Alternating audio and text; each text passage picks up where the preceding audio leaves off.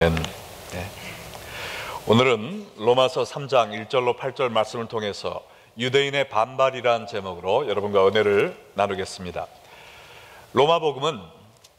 로마서는 크게 나눠서 세 부분으로 나눌 수가 있는데요, 그 중에 중심되는 부분, 로마서 3장 21절부터 11장 마지막 부분까지는 모든 믿는 자에게 구원을 주시는 복음이 얼마나 아름다운 것인가를 묘사하는 부분입니다.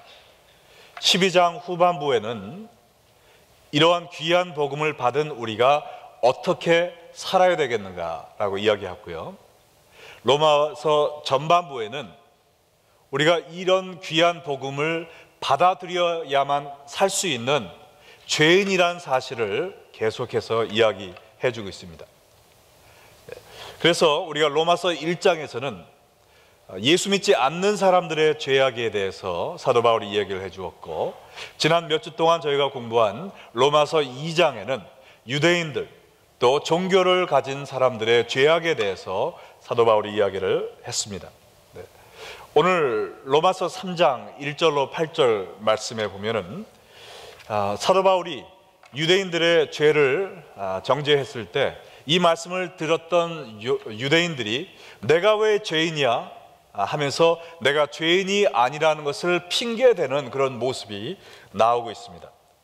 그래서 껍데기뿐인 종교 생활을 하고 있던 유대인들이 자신들이 죄인임을 인정하기 싫어서 바울에게 소리치며 반발하기 원했던 여러 가지 핑계들을 사도 바울이 직접 나열하면서 우리 모두는 아무런 핑계도 될 수 없는 죄인이라는 사실을 증명하고 있는 것입니다. 그래서 오늘 말씀을 통해서 여러분 가운데 내가 죄인이라는 사실을 아직 인정 못하는 분이 있다면, 아니면 내가 죄인이라는 사실은 알면서도 내 마음이 무뎌져서 주 앞에 진실한 회개를 하지 못하는 마음을 갖고 이 자리에 온 분이 계시다면 여러분의 죄를 자복하고 통회할 수 있는 귀한 시간 되시기를 주님의 이름으로 축원합니다. 바울이 예상한 유대인들의 첫 번째 핑계는 바로 이것인데, 나는 할례 받은 유대인입니다 라는 것입니다.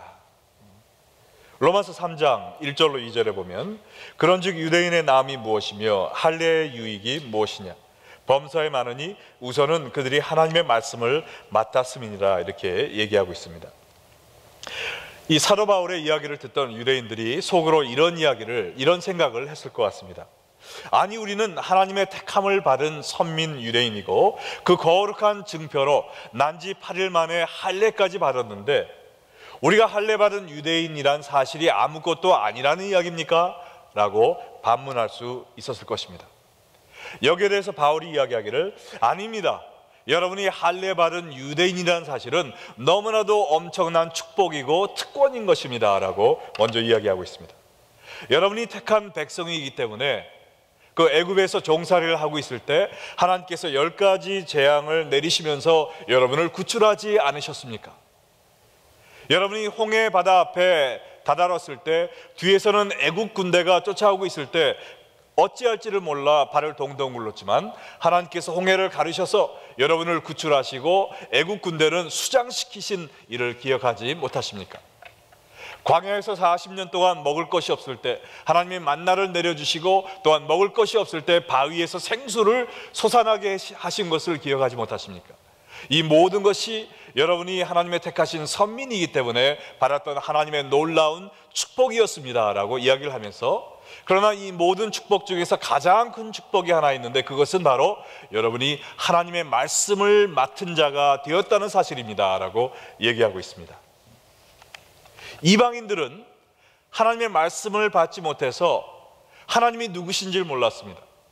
그래서 나무에도 절하고 바위에도 절하고 동물에도 머리를 숙여 절했지만 이 이스라엘 백성들은 하나님의 말씀을 받았기 때문에 하나님이 누구시고 하나님이 이 세상을 어떻게 창조하신 분이라는 것을 다 깨닫고 있었습니다. 이 말씀을 통해서 귀한 약속과 언약의 말씀을 주셨고, 특별히 장차 예수님이 오셔서 이 온 세상을 구원하시라는 메시아적 예언을 받은 사람들이었습니다. 이 하나님의 말씀으로 오신 예수님께서 예언에 적힌 대로 이스라엘 백성들을 통하여 탄생하셔서 우리에게 구원의 선물을 주신 것을 눈으로 목도한 사람들이었습니다.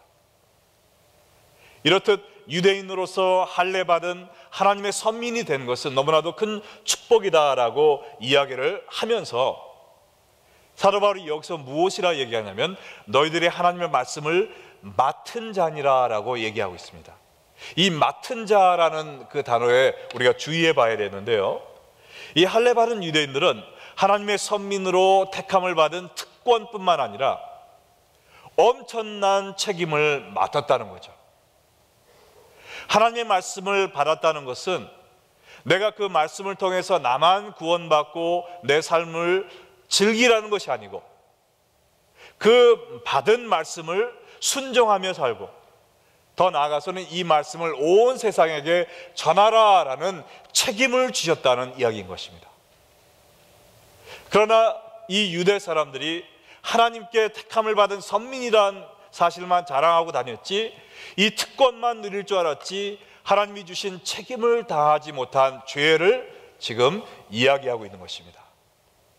그래서 우리가 할례받은 유대인인데 우리가 왜 죄인입니까? 라고 사도 바울에게 반문하던 이 유대인들이 할 말을 잃게 되었습니다.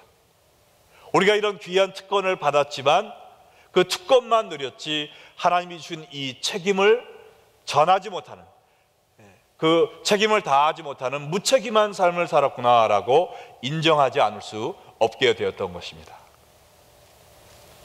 그래서 이 유대인들은 처음 그 핑계를 보기 좋게 사도 바울을 통해서 이제 이야기를 듣고 더 이상 얘기할 것이 없었는데 한참 생각하다가 또 다른 핑계를 생각해 낸 것 같습니다.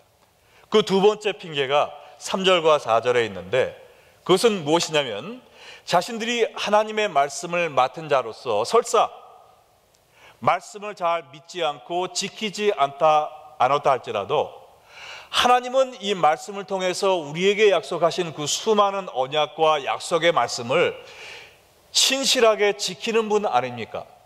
그러므로 우리가 말씀을 어기는 죄를 지었다 할지라도 우리를 용서하시겠다는 하나님의 말씀은 유효한 것이 아닙니까? 다시 말해서 사랑의 하나님은 내가 죄를 지었다 할지라도 모든 죄를 용서하는 분이 아닙니까? 라는 새로운 핑계를 가지고 바울 앞에 나타났습니다. 바울은 3절에 이렇게 얘기하죠. 어떤 자들이 믿지 아니하였으면 어찌하리요? 그 믿지 아니함이 하나님의 미쁘심을 패하겠느냐? 여기에 대한 사도 바울의 대답은 이렇습니다. 그럴 수 없느니라. 사람은 다 거짓되되 오직 하나님은 참되시다 할지어다. 기록된 바 주께서 주의 말씀에 의롭다함을 얻으시고 판단 받으실 때 이기려 하심이라 함과 같으니라. 구약 성경에 수많은 언약과 약속을 해주신 하나님은 우리가 비록 우리의 맡은 바 책임을 신실하게 감당하지 못한다 할지라도 하나님의 약속과 언약은 신실하게 지키시는 분이라는 것이죠. 거기에 대해서 설명을 하면서 사도 바울은 구약에 있었던 그 말씀을 인용해서 이 4절에서 이야기를 하고 있습니다. 거기에 나온 말씀은 뭐냐면 기록된 바 주께서 주의 말씀에 의롭다함을 얻으시고 판단 받으실 때 이기려 하심이라 라는 이해하기 쉽지 않은 말씀을 해주고 있는데요, 여러분 이 이야기를 우리가 잘 이해해야 오늘 사도 바울이 우리에게 설명하는 이 말씀을 우리가 깨달아 알 수 있습니다. 지금 이 유대인들은 우리가 하나님의 말씀을 지키지 않아도 하나님은 하나님의 말씀을 지키시기 때문에 우리를 용서하시지 않을 겁니까? 이렇게 이야기를 하고 있는데 사도 바울이 그렇습니다. 하나님은 본인의 약속을 지키시는 분입니다 하면서 어떤 약속을 하셨나를 지금 이야기하고 있습니다. 시편 51편은 어떤 시냐면요, 그 다윗 왕이 밧세바와 간음을 한 후에 그의 남편 되는 우리아를 죽이는 살인죄를 범합니다. 그 후에 하나님께서 나단 선지자를 보내서 그의 죄를 책망하시는 일이 있습니다. 그 책망을 듣고 다윗 왕이 꼬꾸라져서 하나님께 회개하며 쓴 시가 시편 51편 말씀입니다. 거기에 4절에 보면 오늘 사도 바울이 인용한 이야기가 나오는데 3절과 4절을 한번 같이 보겠습니다. 다윗이 이야기하기를 무릇 나는 내 죄가를 아오니 내 죄가 항상 내 앞에 있나이다. 내가 주께만 범죄하여 주의 목전에 악을 행하였사오니 주께서 말씀하실 때 의로우시다 하고 주께서 심판하실 때 순전하시다 하리이다. 이 말씀입니다. 이 뜻은 무엇이냐면은 하나님께서 나단 선지자를 통해서 다윗 왕에게 네가 죽을 죄를 지은 추악한 죄인이다 라고 말씀을 하셨을 때 내가 입이 10개라도 할 말이 없는 죄인입니다. 하나님의 말씀이 맞습니다. 이것입니다. 내가 이 죄 때문에 하나님이 나를 지옥불에 던져 넣으신다 할지라도 나는 아무런 불평을 할 수 없는 정의로운 하나님이십니다 라고 이야기하고 있는 것입니다.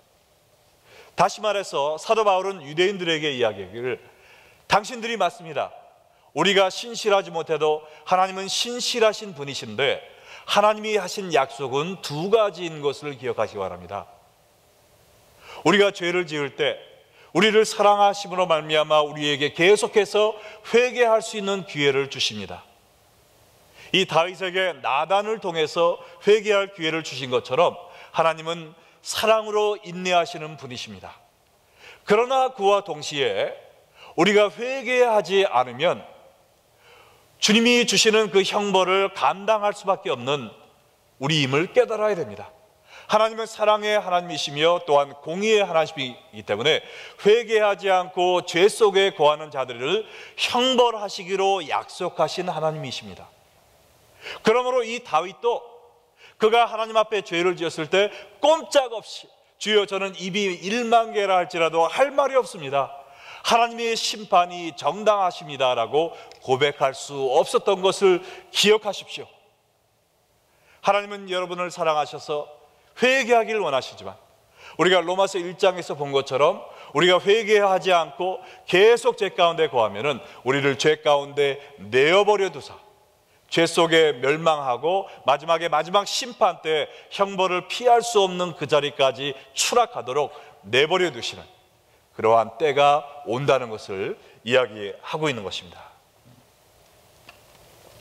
그렇기 때문에 전도서 11장 9절에도 이야기하기를 청년이여 내 어린 때를 즐거워하며 내 청년의 날들을 마음에 기뻐하여 마음에 원하는 길들과 내 눈이 보이는 대로 행하라.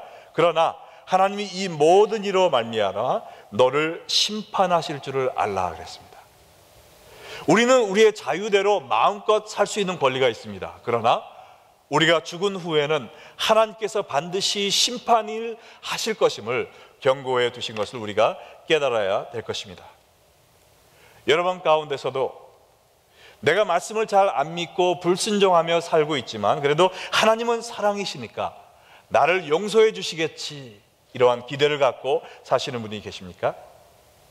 사랑의 하나님은 우리를 너무나도 사랑하셔서 우리가 죄 가운데 거할 때 반드시 사랑의 매를 드시는 분임을 기억하시기 바랍니다. 그를 계속해서 거부할 때는 우리를 죄 속에서 추락하여 망해지도록 내버려 두시는 하나님이심을 또한 기억하시기 바랍니다. 하나님은 사랑의 하나님이지만 동시에 또 공의의 하나님이십니다.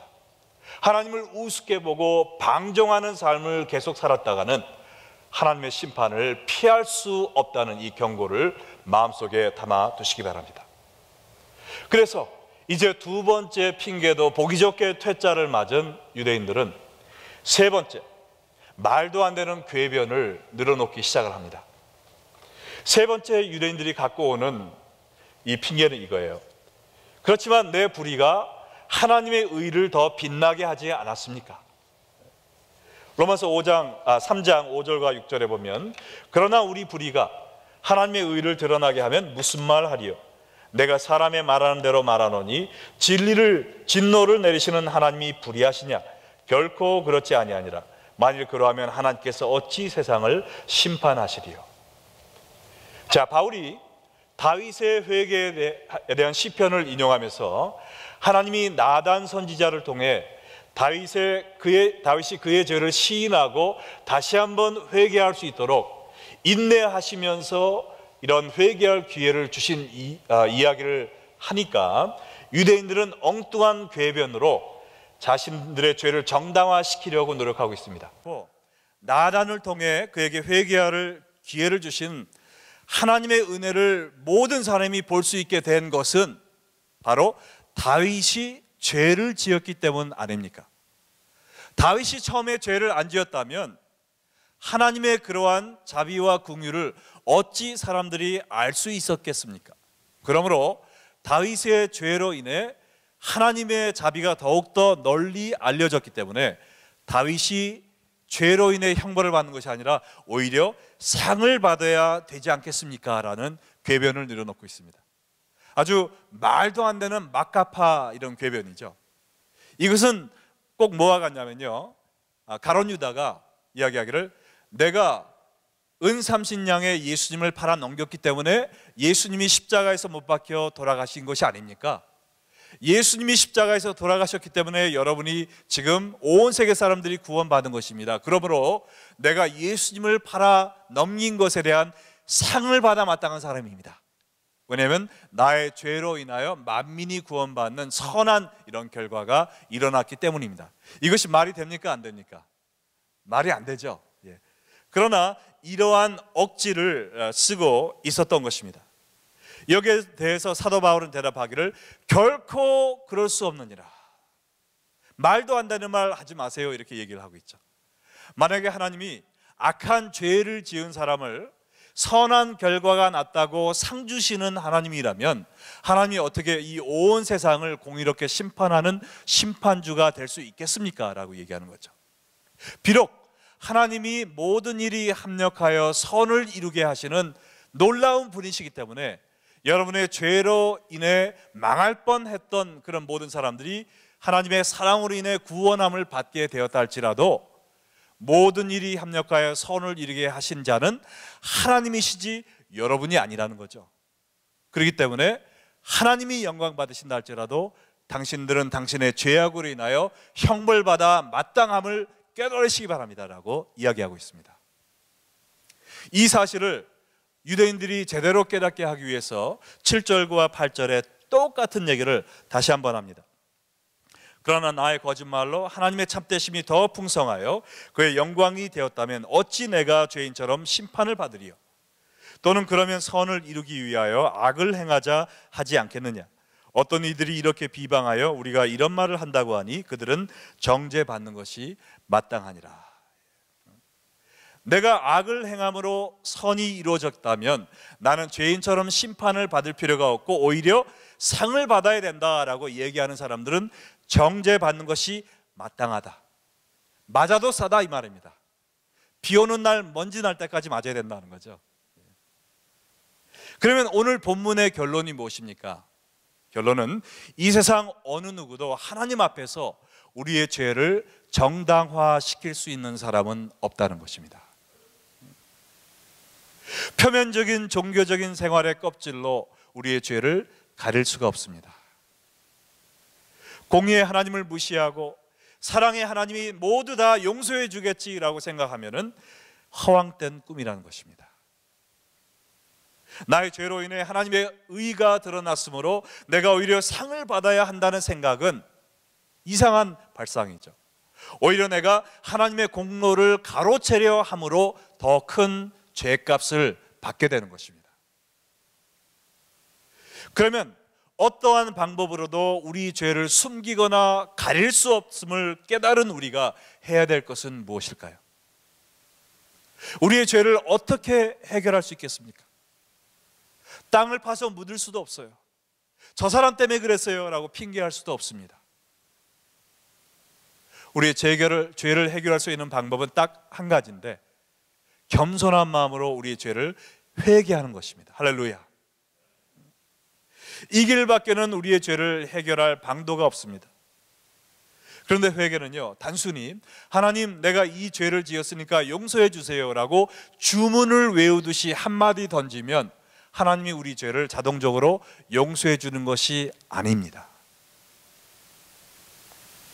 오늘 우리가 부분적으로 보았던 다윗의 회개의 시 시편 51편을 우리가 한번 보면서 참된 회개의 세 가지 조건에 대해서 여러분과 나누면서 오늘 말씀을 마치고자 합니다.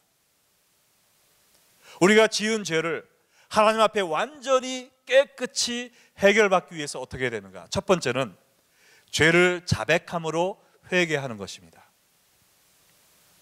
시편 51편 1절로 3절에서 7절 말씀에 다윗은 이렇게 얘기합니다. 하나님이여, 주의 인자를 따라 내게 은혜를 베푸시며 주의 많은 공유를 따라 내 죄악을 지워주소서. 나의 죄악을 말갛게 씻으시며 나의 죄를 깨끗이 제하소서. 무릇 나는 내 죄가를 아오니 내 죄가 항상 내 앞에 있나이다. 우슬초로 나를 정결하게 하소서. 내가 정하리이다. 나의 죄를 씻어주소서. 내가 눈보다 희리이다. 여러분, 우리는 죄를 지면 제일 먼저 그 죄를 가리기 원하는 마음이 있습니다. 숨기기 원하는 마음이 있어요. 그건 왜 그렇습니까? 우리의 죄가 발각되면 우리가 불이익을 당할 것이라고 생각하기 때문이죠. 사람들이 우리를 경멸의 눈초리로 쳐다볼 것이라고 생각하기 때문에 우리의 죄를 숨기려 합니다. 그런데 오늘 시편 51편에 보면요, 하나님은 우리의 죄악을 다 아시면서도 우리를 끝까지 사랑하시는 하나님이라는 것을 알 수가 있습니다. 하나님 앞에 우리 죄를 숨길 이유가 없다는 거예요. 1절에 보면 다윗이 회개할 때 내가 회개하되 주의 인자를 따라, 인자란 love라고 번역이 됐습니다. 하나님의 사랑하심에 의지하여 내 죄를 회개합니다. 주의 많은 긍휼을 따라 내 죄악을 지어주소서.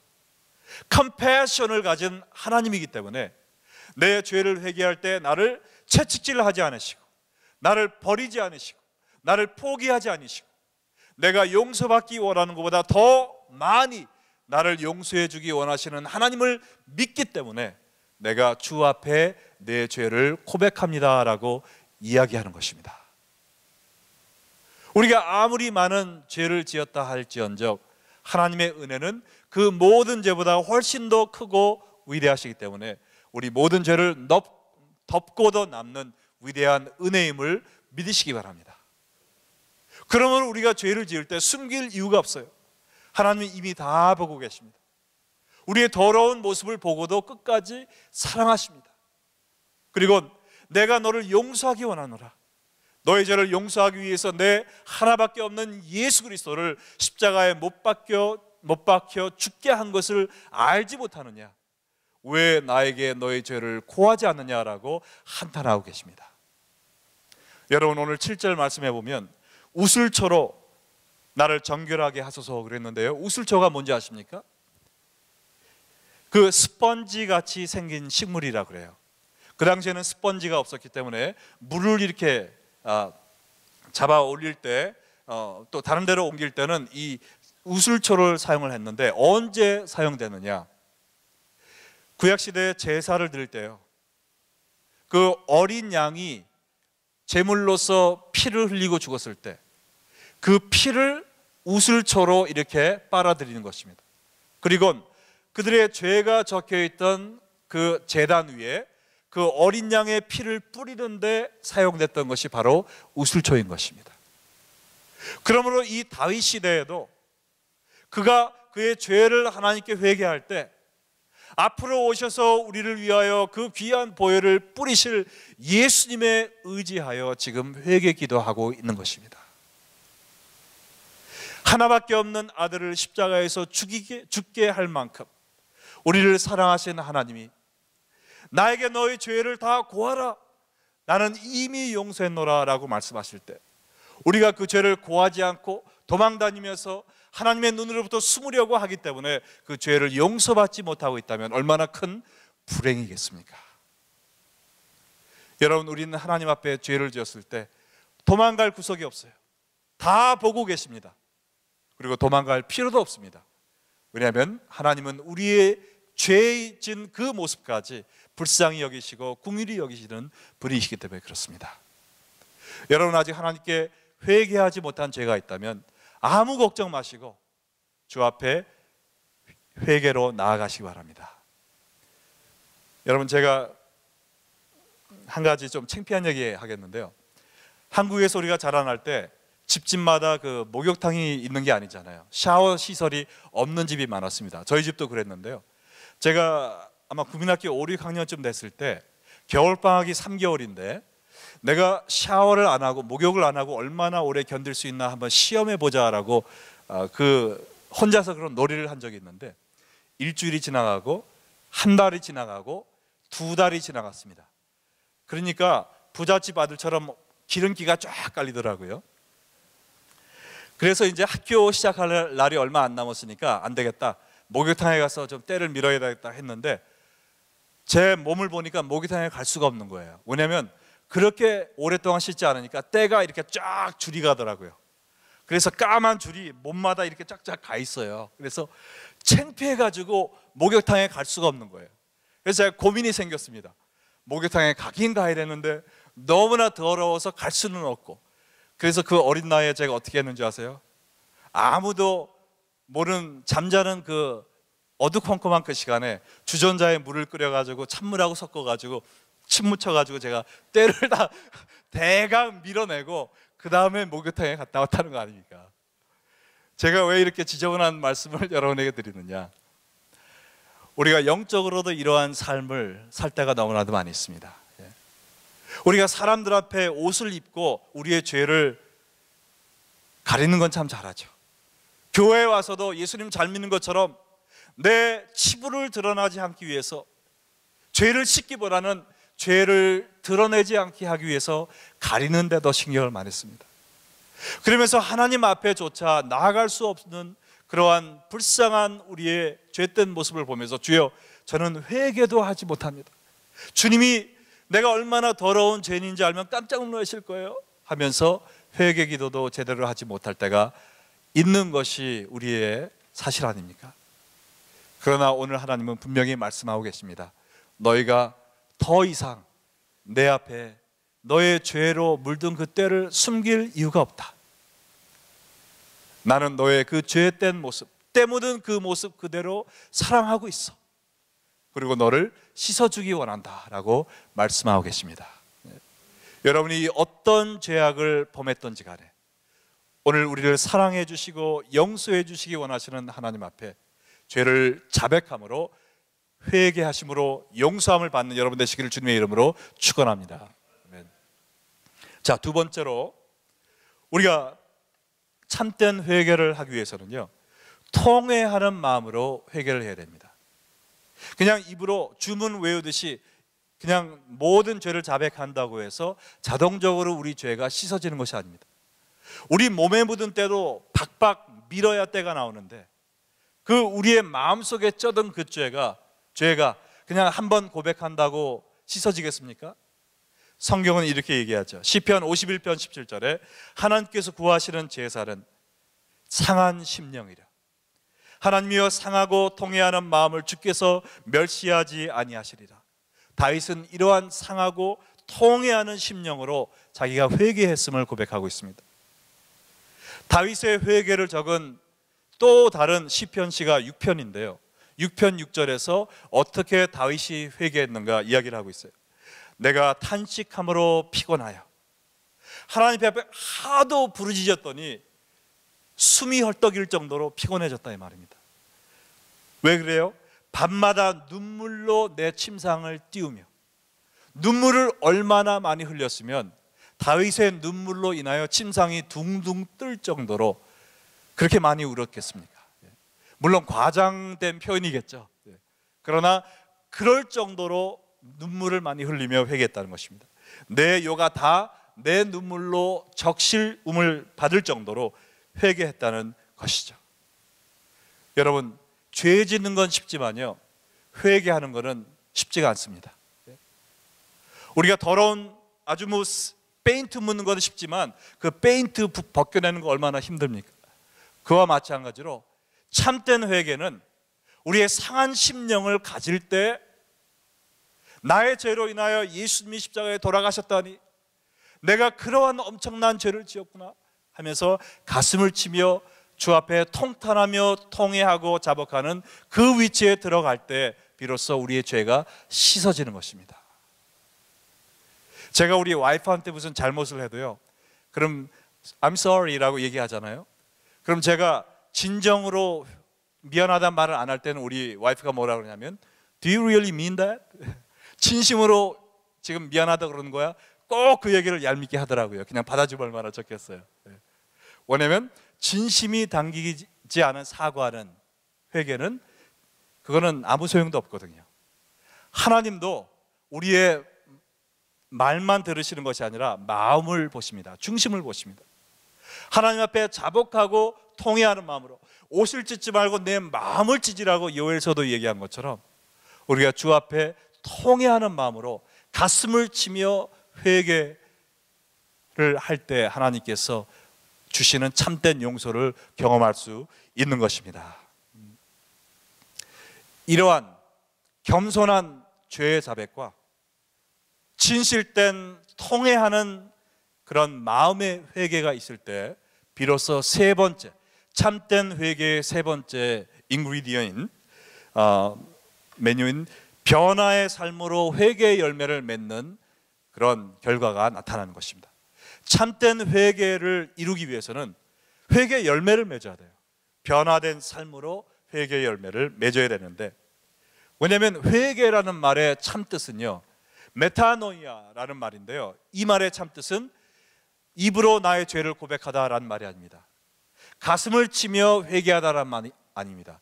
죄에서 돌아서다, turn away, 이 말 뜻입니다.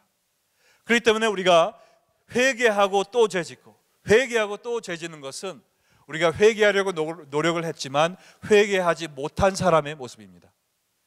참된 회개는 죄에서 완전히 돌아서는 것임을 믿으시기 바랍니다. 그래서 다윗은 시편 51편 10절에서 이렇게 얘기하죠. 하나님이여 내 속에 정한 마음을 창조하시고 내 안에 정직한 영을 새롭게 하소서. 내 마음을 고쳐달라는 것입니다. 새로운 삶을 살 수 있도록 저를 완전히 바꿔달라고 기도하고 있습니다. 세례 요한도 바리새인들에게 이야기하기를 이 독사의 자식들아, 너희가 말로만 회개하지 말고 회개의 열매를 맺어라 라고 이야기한 것입니다. 우리가 왜 회개하고도 자꾸 죄에 돌아가는지 아세요? 그 이유는 우리가 죄를 사랑하기 때문에 그런 거예요. 죄를 미워하는 마음이 없어서 그렇습니다. 아직 마음의 변화가 안 온 거죠.